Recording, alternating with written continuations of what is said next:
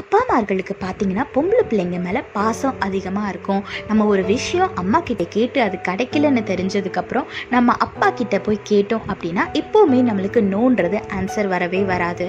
அதே மாதிரி நம்ம ஏதாவது ஒரு விஷயத்தை பார்த்து பயந்து அப்பா கிட்ட போய் நிற்கும் போது நம்மளோட அப்பா நம்மளுக்கு ஆறுதல் சொல்லி எதை பார்த்து பயப்படுறோமோ அந்த விஷயத்தை நம்ம அப்பா சால்வ் பண்ணி கொடுத்துருவாரு. இதே மாதிரி தாங்க நம்மளோட வாழ்க்கையிலையும் ஏசப்பா நம்மளை பார்த்து நீ பயப்படாதுன்னு சொல்றாரு.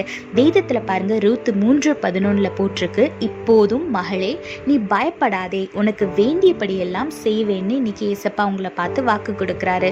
ஐயோ என்னோட சூழ்நிலை இப்படி இருக்கே, அடுத்து என்ன பண்ணணும்னு தெரியலையே, எனக்கு இவ்வளோ தேவைகள் இருக்கே, ஆனால் அதெல்லாம் நான் எப்படி ஃபேஸ் பண்ண போறேன்னு தெரியலையே அப்படின்னு சொல்லிட்டு பல கேள்விகளோடும் குழப்பத்தோடும் அடுத்து என்ன செய்யணும்னு தெரியாம ஒரு பயத்தோடும் நீங்க நின்றுட்டு இருக்கீங்களா? ஏசப்பா இன்னைக்கு உங்களை பார்த்து சொல்றாரு, பயப்படாத, உனக்கு என்னெல்லாம் வேணுமோ அதெல்லாம் நான் உனக்கு செஞ்சு தருவேன் அப்படின்னு சொல்றாரு. அதனால நீங்க உங்களோட தேவையை பார்க்காம ஏசப்பாவை நோக்கி பாருங்க. அவர் பாதத்துல அமர்ந்து அவரை துதிக்க ஆரம்பிங்க. ஏசப்பா கொடுத்த வாக்குத்தத்தத்தை விசுவாசத்தோட அறிக்கை செய்யுங்க. ஏசப்பா நிச்சயமா உங்களோட வாழ்க்கையில ஒவ்வொன்றா நிறைவேற்றுவார். கர்த்தரை மாத்திரம் நோக்கி பாருங்க, அவரை பற்றி கொள்ளுங்க, ஆசீர்வாதத்தை பெற்றுக்கொள்ளுங்க. கர்த்தர் உங்களோடு கூட இருந்து உங்களை ஆசீர்வதித்து பாதுகாத்து வழி நடத்துவாராக. ஆமென்.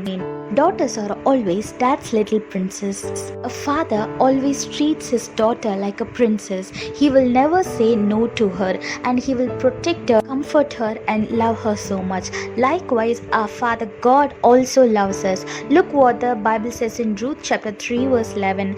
And now, my daughter, do not fear. I will do for you all that you ask. Yes, our God is promising today that He will do whatever you ask in His name. So do not fear. You might be in a situation where you don't know what to do next. You might have lots of needs, but you don't know how to handle them or how to overcome a particular situation. But our God is promising you today and He is asking you not to fear, because our God is on your side, right? So you will overcome all your fear and the situation will change and He will do whatever you ask Him. So don't look at the situation that you're facing. Instead, look unto our Lord. Sit in His presence and start praising Him and He will start to do miracles in your life. So hold on to our Lord.